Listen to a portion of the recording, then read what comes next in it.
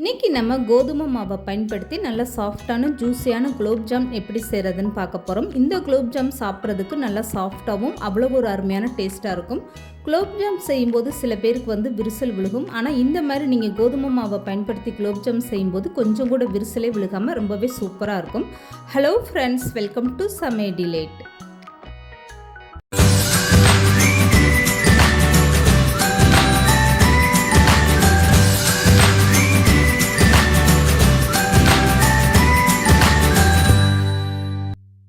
இப்போ இந்த குலோப்ஜாம் செய்கிறதுக்காக ஒரு அகலமான பாத்திரம் எடுத்துக்கோங்க. அதுக்கு மேலே இந்த மாதிரி மாவு சலிக்கிற ஜல்லடை வச்சுக்கோங்க. இதில் 1 கப் அளவுக்கு பால் பவுடரும் அதே கப்பில் அரை கப் அளவுக்கு கோதுமை மாவும் சேர்த்துக்கோங்க.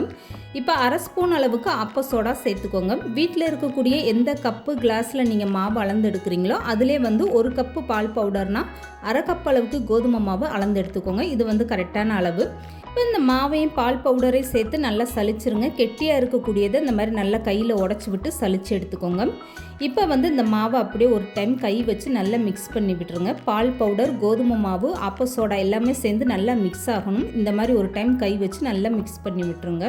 எப்போதுமே குலோப்ஜாமுக்கு மாவு பிசையும் போது நீங்கள் கை வச்சு ரொம்ப அழுத்தி சப்பாத்தி மாவு மாதிரி பிசையக்கூடாது. லேசாக அந்த மாதிரி கை மெதுவாக வச்சு நீங்கள் சாஃப்டான ஒரு பக்குவத்தில் தான் பிசைஞ்சு எடுக்கணும்.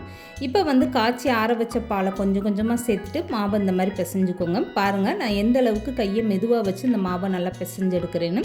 இந்த மாதிரி நீங்கள் சாஃப்டாக பிசைஞ்சு எடுக்கும்போது தான் குலோப்ஜாம் நல்லா சாஃப்டாக வரும். உங்களுக்கு விரிசலுமே விழுகாமல் ரொம்பவே சூப்பராக இருக்கும் பார்க்குறதுக்கு. இப்போ கொஞ்சம் கொஞ்சமாக பால் சேர்த்து மாவை ஓரளவுக்கு நல்லா பிசைஞ்சு எடுத்தாச்சு. இதில் 2 ஸ்பூன் அளவுக்கு நெய் சேர்த்துட்டு மெதுவாக இதே மாதிரி நீங்கள் பிசைஞ்சு எடுத்துக்கோங்க. உங்களுக்கு நெய் சேர்க்க விருப்பம் இல்லைன்னா இந்த மாதிரி டயத்தில் நீங்கள் சமையல் எண்ணெயை கூட பயன்படுத்தி இந்த மாதிரி மாவை பிசைஞ்சு எடுத்துக்கோங்க. நெய் சேர்க்கும் போது குலோப்ஜாம் டேஸ்ட்டு இன்னும் கொஞ்சம் நல்லா அதிகமாக டேஸ்ட்டு கொடுக்கும். இப்போ பாருங்கள், மாவு நல்லா பிசைஞ்சு எடுத்தாச்சு. கை வச்சு அமுக்கும் போதும் மாவு இந்த அளவுக்கு நல்லா சாஃப்டாக இருக்குது பாருங்கள். இப்போ குலோப்ஜாம் மாவு சூப்பராகவே ரெடி ஆயிடுச்சுங்க. இதுக்கப்புறமா கையில் லேசாக எண்ணெய் தடவிக்கோங்க. இப்போ எடுத்து வச்சுருக்க மாவுலேருந்து கொஞ்சமாக எடுத்துகிட்டு உள்ளங்கையில் இந்த மாதிரி ரொம்ப அழுத்தம் கொடுத்து தேய்க்கக்கூடாது. லேசாக இந்த மாதிரி மேலோட்டமாக தேய்ங்க. நான் இன்றைக்கி கோதுமை மாவு குலோப்ஜாமுக்கு இந்த மாதிரி நீளமாக நான் தேய்ச்சி எடுத்திருக்கேன். நீங்கள் ஒரே உருண்டையாக ரவுண்டாக கூட அந்த மாதிரி நீங்கள் தேய்ச்சி எடுத்துக்கலாம்.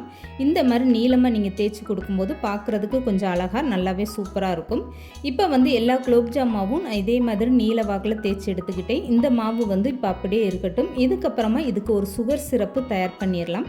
இப்போ இதுக்காக ஒரு அகலமான பாத்திரத்தில் 1.5 கப் அளவுக்கு வெள்ளை சர்க்கரை எடுத்துக்கோங்க. எந்த கப்பில் நீங்கள் கோதுமை மாவு அளந்து எடுத்தீங்களோ அதிலே 1.5 கப் அளவுக்கு வெள்ளை சர்க்கரையும் 3/4 கப் அளவுக்கு தண்ணியும் சேர்த்துக்கோங்க. இப்போ இதை சேர்த்துட்டு நல்லா கலந்து கொடுத்துருங்க. இதுக்கப்புறம் ஸ்டவ் ஆன் பண்ணிவிட்டு இந்த சர்க்கரை நல்லா கரைஞ்சி வர வரைக்கும் ஒரு கொதி வரட்டும். சர்க்கரை உங்களுக்கு கம்பி பதம் எதுவுமே வேண்டாம், நல்லா கொதி வந்தால் போதும். இப்போ நான் சர்க்கரை பாக கையில் எடுத்து காட்டுறேன் பாருங்கள். இந்த மாதிரி நல்லா பிசு பிசுன்னு இருந்தால் போதும், ரொம்ப கம்பி பதத்துக்கு கொண்டு போயிடாதீங்க.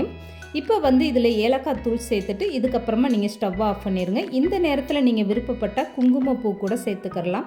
இப்போ ஏலக்காய் சேர்த்ததுக்கப்புறம் இந்த சுகர் சிரப்பு ஒரு டைம் நல்லா கலந்து கொடுத்துட்டு ஸ்டவ் ஆஃப் பண்ணி அப்படியே எடுத்து வச்சுருங்க. இதுக்கப்புறம் குலோப்ஜாம் பொரிக்கிறதுக்காக எண்ணெய் மிதமான சூடாயிடுச்சு. இதுக்கப்புறமா மாவு ஒவ்வொன்றா எடுத்து இந்த மாதிரி நல்லா தள்ளி தள்ளி சேர்த்துக்கோங்க. ஒரே இடத்துல சேர்த்துறாதீங்க. இந்த குலோப்ஜாம் நீங்கள் பொரிச்சு எடுக்கும்போது எண்ணெய் ரொம்ப சூடாயிடக்கூடாது. இந்த மாதிரி லேசாக தான் சூடாகணும். குலோப்ஜாம் மாவு நீங்கள் எண்ணெயில் சேர்த்ததும் உடனே கரண்டி போட்டு கலந்து கொடுக்காதீங்க. ஒரு 3 நிமிஷம் அப்படியே ஃப்ரீயாக விட்டிங்கன்னா இந்த குலோப்ஜாம் மேலே எலும்பி வர ஆரம்பிக்கும். அதுக்கப்புறமா நீங்கள் கரண்டி வச்சு இந்த மாதிரி மேலோட்டமாக இப்படி கலந்து கொடுங்க.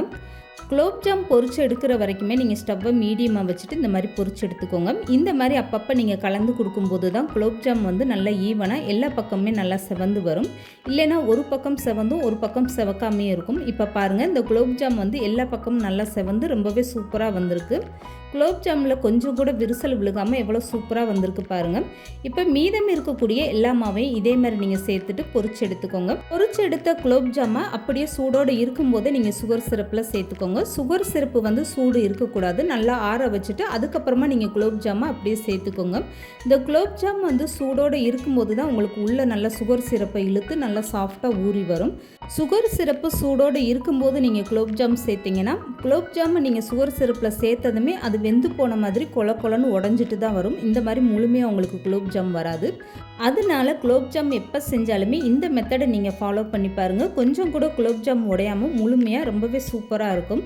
இப்போ வந்து இந்த குலோப்ஜாம் 3 மணி நேரம் நல்லா ஊறிடுச்சு. இந்த குலோப்ஜாமை நீங்கள் அப்படியே ஒரு நாள் நைட்டு ஃபுல்லாக கூட ஊற வைக்கலாம்.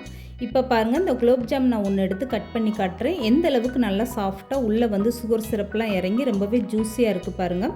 இந்த மாதிரி ஒரு கோதுமை மாவு குலோப்ஜாம் கண்டிப்பாக நீங்களும் ட்ரை பண்ணி பாருங்கள். அருமையான டேஸ்ட்டாக இருக்கும். இந்த வீடியோ பிடிச்சிருந்தா லைக் பண்ணுங்கள், ஷேர் பண்ணுங்கள். மறக்காமல் சமையல் டிலேட் சேனலை சப்ஸ்கிரைப் பண்ணுங்கள்.